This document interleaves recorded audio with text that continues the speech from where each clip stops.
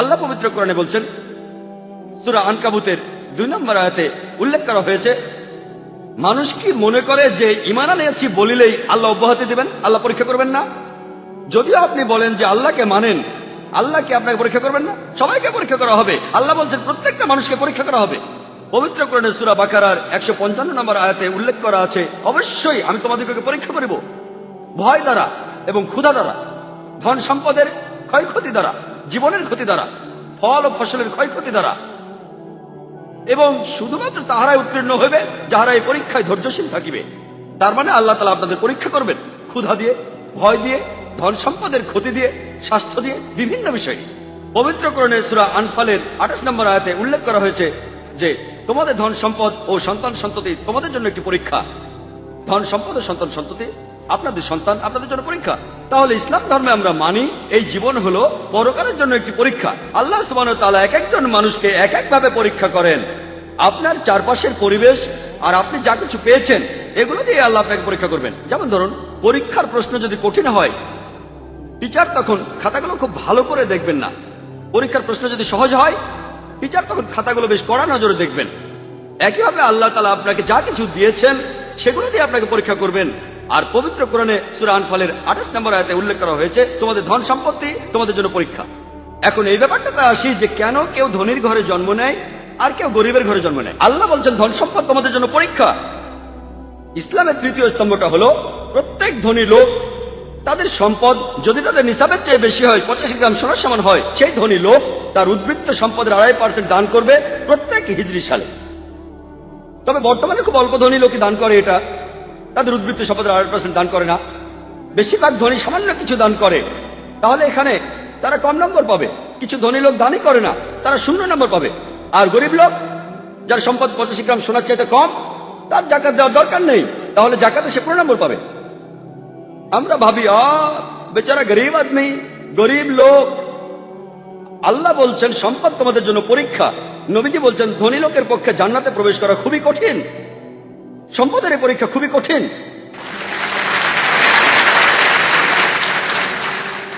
মনে করেন 2002 সালে কোন পরীক্ষায় খুব কঠিন একটা প্রশ্ন আসলো, 2003 সালে সেটা আসলো না, আপনি তো খুশি হবেন, যাক এই প্রশ্নটা আসেনি, আপনার মন খারাপ হবে না। কিন্তু আমরা মানুষরা অন্যভাবে চিন্তা করি। আমরা বলি যে অমুক লোক খুব গরিব আর সে খুব দুঃখী লোক, এটা তার জন্য ভালো, কারণ তাকে সম্পদের পরীক্ষা দিতে হচ্ছে না। তার যদি সম্পদ থাকতো এই পরীক্ষাটা খুবই কঠিন, আপনি এখানে ফেলও করতে পারেন। তাহলে আল্লাহ এক একজনকে এক একভাবে পরীক্ষা করেন। এখন এই ব্যাপারে আসি, কেন কেউ স্বাস্থ্যবান হয়ে জন্মায় আর কেউ অসুস্থ হয়ে জন্মায়, বিভিন্ন রকমের কঠিন অসুখ।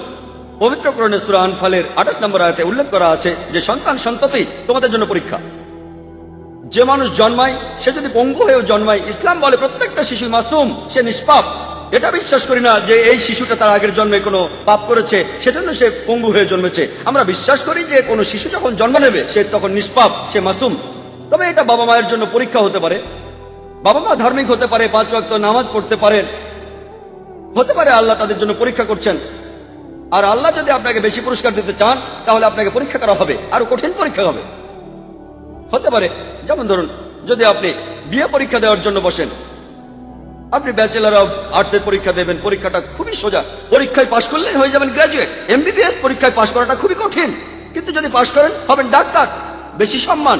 MBBS পাশ করাটা খুবই কঠিন, কিন্তু যদি পাশ করেন বেশি সম্মান পাবেন। একইভাবে হতে পারে সেই বাবা মা তারা ধার্মিক, আল্লাহ তাদেরকে নিয়ে যেতে চান জান্নাতুল ফেরদৌসে, আল্লাহ তাদের পরীক্ষা করছেন যে সন্তান পঙ্গু হওয়ার পরেও তারা কি সর্বশক্তিমান আল্লাহকে বিশ্বাস করে।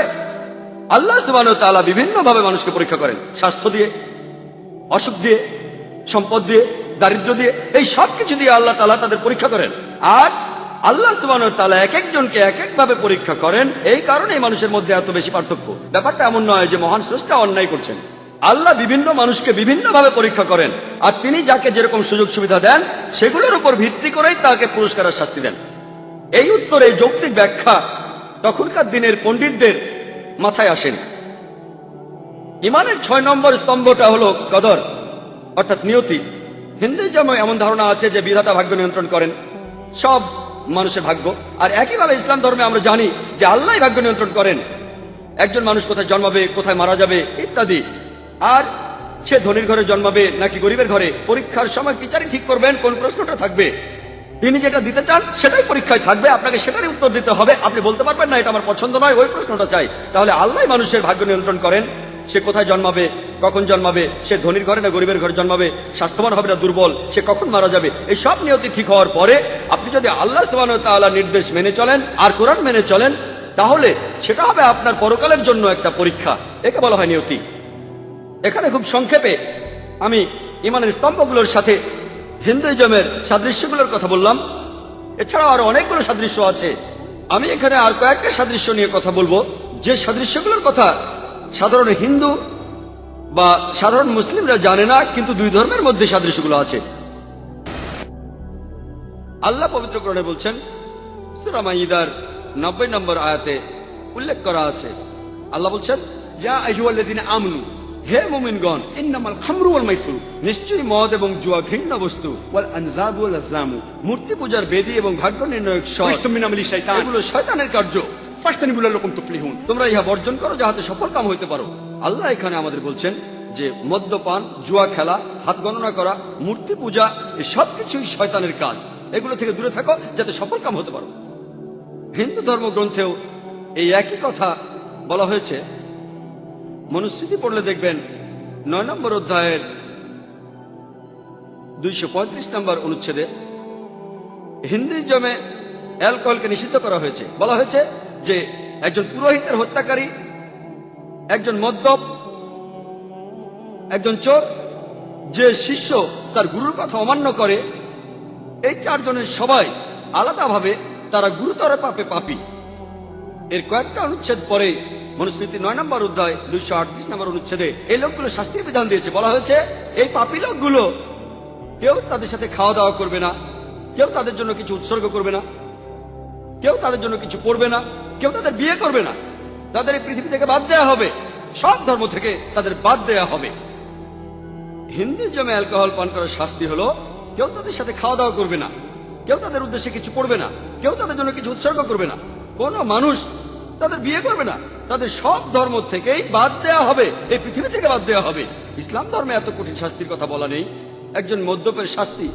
এরপর আরো বলা আছে মনুস্মৃতির 11 নম্বর অধ্যায়ের 55 নম্বর অনুচ্ছেদে বলা হয়েছে যে একজন মদ্যপ, একজন পুরোহিতের হত্যাকারী, যে লোক চুরি করে, যে শিষ্য তার গুরুর আদেশ অমান্য করে, এই সব লোকগুলো আর তাদের যারা সাহায্য করে তারা গুরুতর পাপে পাপী। শুধু মদ খেলেই নয়, যদি আপনি মদ্যপের সাথে থাকেন, মনুস্মৃতির কথা অনুযায়ী 11 অধ্যায় 55 নম্বর অনুচ্ছেদে আছে আপনি গুরুতর পাপ করছেন।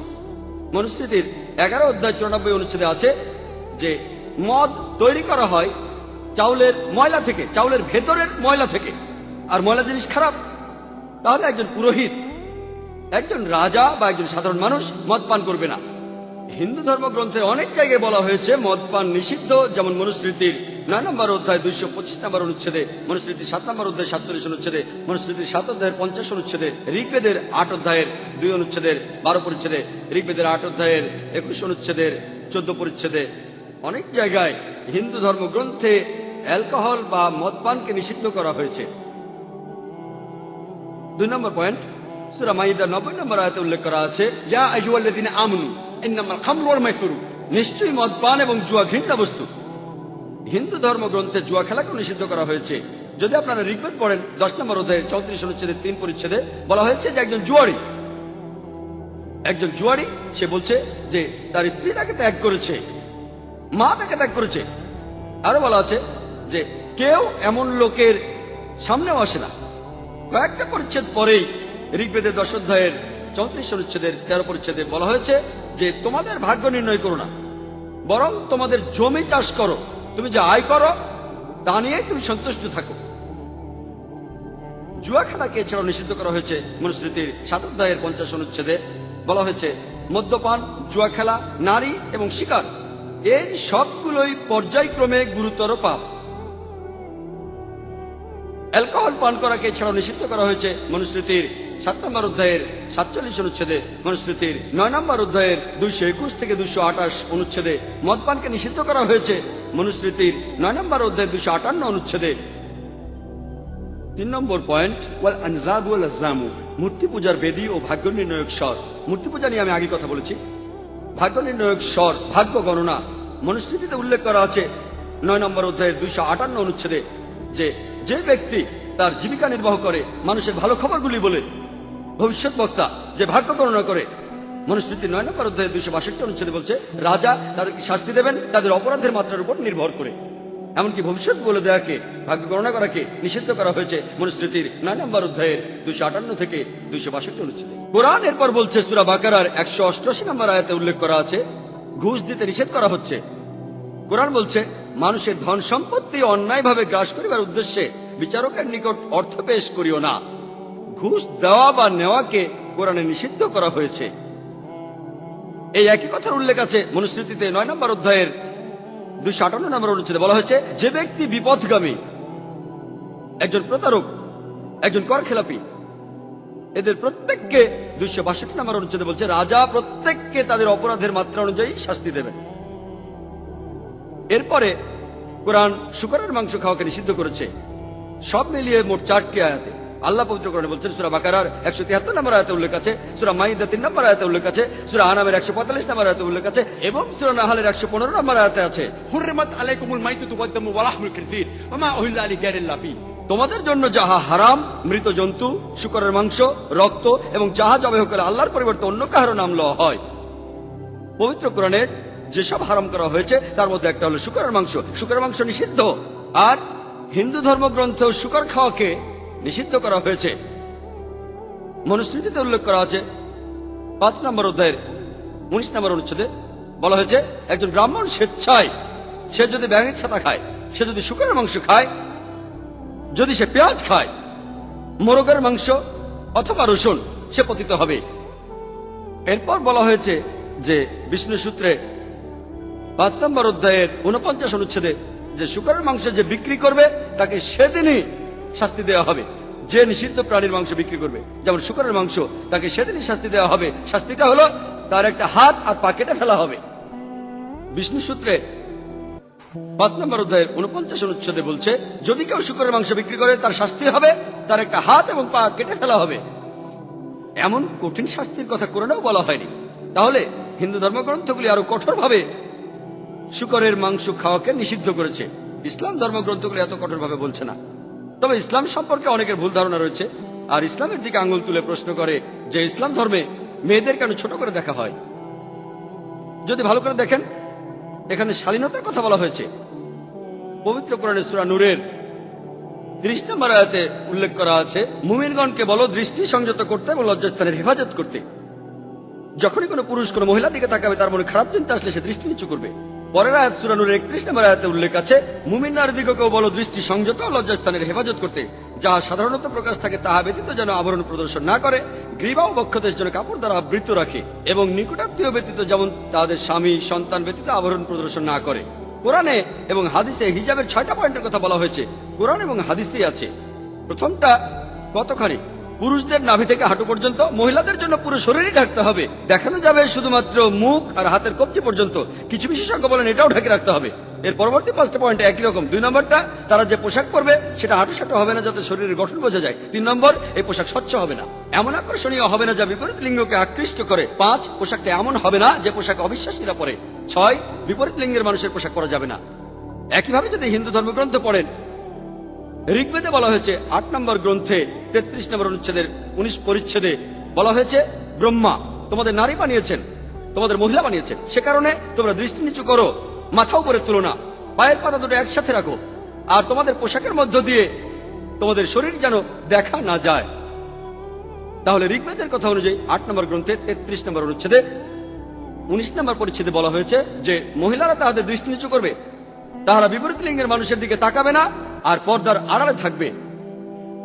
এছাড়াও ঋগ্বেদে বলা হয়েছে 10 নম্বর গ্রন্থে 85 অনুচ্ছেদে 30 পরিচ্ছেদে যে এটা শয়তানি আর খারাপ কাজ যে যখন কোনো পুরুষ তার স্ত্রীর কাপড় দিয়ে নিজের উরু ঢেকে রাখে। তার মানে হিন্দু ধর্মগ্রন্থ অনুযায়ী বিপরীত লিঙ্গের পোশাক পরা নিষিদ্ধ। এছাড়া উল্লেখ আছে মহাবীর চরিতে 2 নম্বর অধ্যায়ের 71 পৃষ্ঠায় যে শ্রী রামচন্দ্র যখন দেখলেন পরশুরামকে তখন স্ত্রী সীতাকে বললেন যে পরশুরাম আমাদের গুরুজন, তুমি দৃষ্টি নিচু করো আর পর্দার আড়ালে যাও। তাহলে শ্রীরাম স্ত্রী সীতাকে বলছেন, যখন কোনো গুরুজন আসবে তুমি পর্দা টানবে আর দৃষ্টি নিচু করবে। এরপর আপনারা যদি ঐতিহাসিক বিভিন্ন নিদর্শন দেখেন, সেখানে ইন্ডিয়ান মহিলাদের দেখবেন তারা পর্দার আড়ালে আছে। প্রাচীন মুদ্রা গুপ্ত সাম্রাজ্যের সময়কার, যেখানে মহিলারা, ইন্ডিয়ান মহিলারা মাথায় পর্দা দিয়েছে, সেই পর্দা কাঁধ পর্যন্ত, কারো হাত পর্যন্ত। আজকের দিনেও ইন্ডিয়ান অনেক গ্রামে গেলে দেখবেন সেখানে মহিলারা মাথা ঢেকে রেখেছে, কেউ কেউ মুখও ঢেকে রেখেছে। তাহলে যদি মহিলাদের শালীনতা ভালো করে দেখেন, ইসলাম ধর্মে আর হিন্দুইজমে বলা আছে মহিলাদের শরীর ঢাকতে হবে। এছাড়া লোকজন আরো বলে যে ইসলাম ধর্ম কেন পুরুষদের একাধিক বিয়ের অনুমতি দিয়েছে।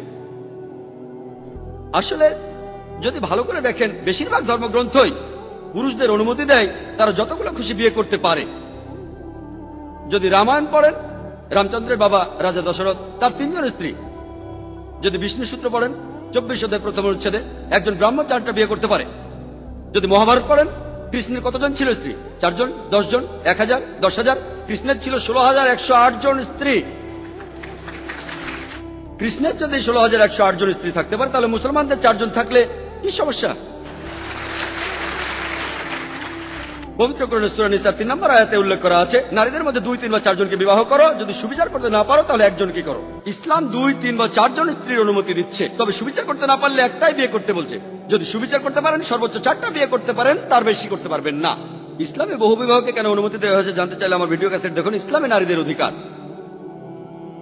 আমার লেকচার শেষ করার আগে আমি বলতে চাই যে যদি আমরা ইতিহাস ভালোভাবে দেখি, যে ব্রিটিশরা তারা যখন ইন্ডিয়ায় আসলো, পশ্চিমা সংস্কৃতি তখন ইন্ডিয়ার সংস্কৃতির উপর প্রভাব ফেললো। এসব কারণে ইন্ডিয়ার সংস্কৃতির অধপতন হয়েছে। আর 19 শতকের প্রথম দিকে বেশ কিছু হিন্দু সমাজ সংস্কারক ছিলেন। তাদের প্রথম দিককার একজন হলেন রাজা রামমোহন রায়। তিনি বাংলায় জন্মেছিলেন 1772 সালে। তিনি শিখেছিলেন ইংলিশ, আরবি আর ফার্সি। তিনি একটা বই লিখেছিলেন 1803 সালে, যেখানে মূর্তি পূজার বিরুদ্ধে কথা বলা হয়েছে। তিনি উপনিষদের দর্শনগুলো বিশ্বাস করতেন। তিনি উপনিষদের কথাগুলো বিশ্বাস করতেন। তিনি বলতেন মহান স্রষ্টা একজনই, স্রষ্টার প্রতিমূর্তি নেই। তিনি মূর্তি পূজার বিরুদ্ধে বলেছেন, আর বলেছেন মহান স্রষ্টা অবতার হয়ে আসেন না, স্রষ্টা মানুষ হয়ে জন্মাতে পারেন না। বর্ণ প্রথার বিরুদ্ধে বলেছেন। যখন তিনি তার ট্রাস্ট বানালেন, অর্থাৎ ব্রাহ্ম সমাজ, তিনি তার ট্রাস্টে উল্লেখ করলেন যে কোন প্রতিমূর্তি, খোদাই করা কিছু, কোন ভাস্কর্য, কোন মূর্তি, কোন ফটো, কোন ছবি এই বিল্ডিং এ ঢুকবে না। এখন ব্রাহ্ম সমাজের মধ্যে অনেক ভাগ রয়েছে, তবে সবাই এটা বিশ্বাস করে যে ঈশ্বর একজনই, ঈশ্বরের কোনো প্রতিমূর্তি নেই, মূর্তি পূজা করা ঠিক নয়, ঈশ্বর অবতার হয়ে আসেন না। তারা বর্ণপ্রথার বিরুদ্ধে। আর এখানে সংসারার চক্র সম্পর্কে বলা হয়েছে যে এটা মানা ঐচ্ছিক, মানতে চাইলে মানতে পারেন, না মানলে এটা মানার দরকার নেই। ব্রাহ্ম সমাজের অনেকগুলো ভাগের মধ্যে একটা হলো প্রার্থনা সমাজ, যে সমাজ প্রতিষ্ঠা করেছিলেন জাস্টিস রানাডে। জাস্টিস রানাডে বোম্বে শহরে প্রতিষ্ঠা করেছিলেন প্রার্থনা সমাজ। আর সেখানে তিনি সবগুলো নিয়মই মেনেছেন, তবে মহিলাদের ব্যাপারে বিশেষভাবে তিনি বলেছেন মহিলারা অবশ্যই শিক্ষিত হবে, আর যখনই কেউ বিধবা হবে সে আবার বিয়ে করবে। আরেক বিখ্যাত সমাজ সংস্কারক আমাদের দেশের হলেন স্বামী দয়ানন্দ সরস্বতী। তিনি আর্য সমাজ প্রতিষ্ঠা করেছিলেন 1875 সালে। তিনি কঠোরভাবে বেদ মানতেন। তিনি বলেন হিন্দুদের শুধুমাত্র বেদকেই মেনে চলা উচিত। বিশেষভাবে বলেছেন যে ঈশ্বর একজন, স্রষ্টার কোনো প্রতিমূর্তি নেই। তিনি মূর্তি পূজার বিরুদ্ধে বলেছেন। তিনি বলেছেন মহান স্রষ্টা অবতার হয়ে আসেন না। আরেকজন বিখ্যাত সংস্কারক আপনারা সবাই জানেন, স্বামী বিবেকানন্দ। তিনি রামকৃষ্ণ মিশন প্রতিষ্ঠা করেন। তিনিও বলেছেন আমাদের বেদকেই মেনে চলা উচিত। তিনি বলেন যদিও বেদের 99% কথাই পাওয়া যায় না, আজকে আমাদের কাছে মাত্র 1% বেদ আছে, সেগুলোর ব্যাখ্যায় বড় হলটাতেও কুলবে না। তিনি বলেছেন আমাদের হিন্দু বলে ডাকা উচিত নয়, আমাদের বলা উচিত বেদান্তবাদী। বেদান্তবাদী। যদি ভালো করে দেখেন যে ব্রিটিশরা কয়েকশো বছর আগে তারা ইন্ডিয়া এসেছিল ব্যবসা করার জন্য, কিন্তু দুর্ভাগ্যক্রমে তারা আমাদের দেশ লুটপাট করেছে। তারা ডিভাইড অ্যান্ড রুলের নিয়ম চালু করেছে। তারা তখন দেখেছিল এখানে হিন্দু আর মুসলমান দুটো আলাদা ধর্ম, শাসন করতে গেলে আলাদা রাখতে হবে। তারা ইন্ডিয়ান সংস্কৃতিরও অধপতন ঘটিয়েছে, আর এসব কারণে হিন্দুইজম নিচে নেমে গেছে। এজন্যই 19 শতকের প্রথম দিকে আমরা অনেক হিন্দু সমাজ সংস্কারককে দেখতে পাই, যেমন রাজা রামমোহন রায়, জাস্টিস রানাডে। আমি এখানে যেসব কথা বলেছি সব কথা এই পণ্ডিত লোকেরা বলে গিয়েছেন। আমি বিভিন্ন ধর্মের উপর একজন ছাত্র মাত্র। আমি হিন্দুইজম নিয়ে যেসব কথা বলেছি এগুলো আমার বানানো কথা নয়, এসব কথা বলে গিয়েছেন বিখ্যাত হিন্দু সংস্কারকরা, যেমন রাজা রামমোহন রায়, জাস্টিস রানাডে। আমি বিভিন্ন ধর্মের একজন ছাত্র হিসেবে আপনাদের কথাগুলো বললাম। আমি কি করেছি, তারা যা বলেছেন ধর্মগ্রন্থ থেকে, আমি সেই কথাগুলোই বলেছি, হিন্দু ধর্মগ্রন্থ থেকে রেফারেন্স দিয়ে বলেছি।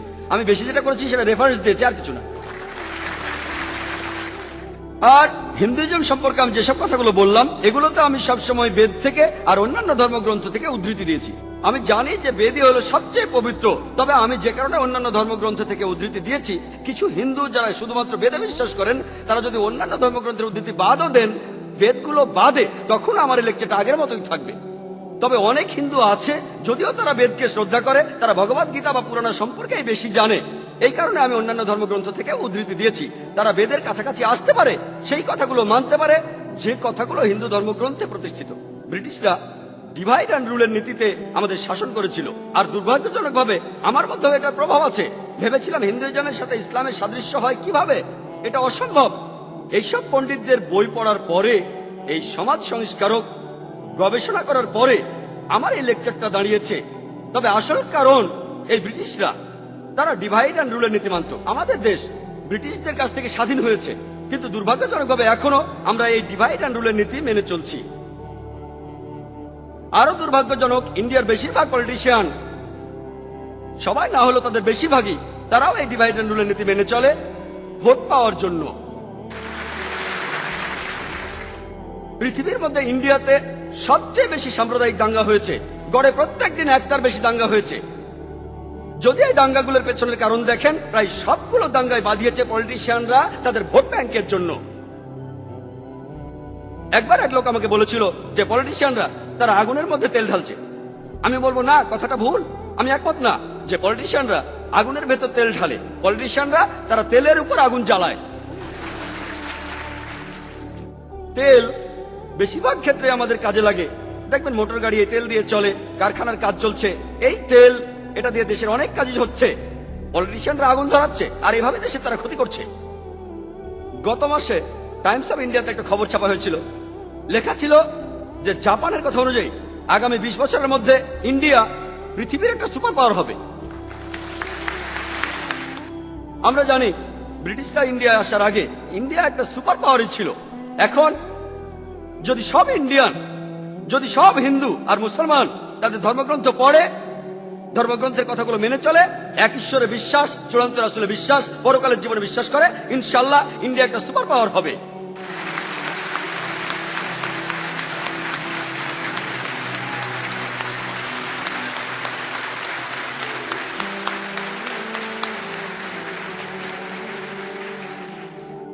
যদি ইন্ডিয়ার হিন্দু আর মুসলমানরা তাদের ধর্মগ্রন্থগুলো পড়ে সেগুলো মেনে চলে, আমরা আমেরিকার চাইতে বড় সুপার পাওয়ার হব।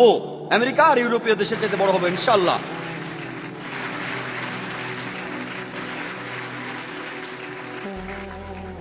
বেদে পরিষ্কারভাবে লেখা রয়েছে, ঋগ্বেদে আমাদের বলছে 10 নম্বর গ্রন্থে 71 নম্বর অনুচ্ছেদে 4 পরিচ্ছেদে, তারা দেখেও দেখতে পায় না, তারা শুনেও শুনতে পায় না। ধর্মগ্রন্থে পরিষ্কারভাবে বলা আছে, তারপরও দেখবেন না, ধর্মগ্রন্থের কথাগুলো শুনবেন না। একই কথা বলা হয়েছে পবিত্র কোরআনের সূরা বাকারার 44 নম্বর আয়াতে, তোমরা কিতাব অধ্যয়ন করো কিন্তু উহাকে অনুসরণ করো না। পবিত্র কোরআনের সূরা বাকারার 18 নম্বর আয়াতে উল্লেখ করা আছে, সুম্মুম বুকমুন উময়ুন ফাহুম লা ইয়ারজিউন। তারা বধির, মুখ এবং অন্ধ, সুতরাং সঠিক পথে ফিরবে না। আপনারা হয়তো এমনটা দেখবেন যে পৃথিবীর বেশিরভাগ ধর্মেই যেসব ধর্মীয় নেতা আছেন, হোক সেটা ইসলাম, খ্রিস্টান বা হিন্দুইজম, তারা অর্থ বুঝে ধর্মগ্রন্থ পড়াকে বাধা দিয়ে থাকে।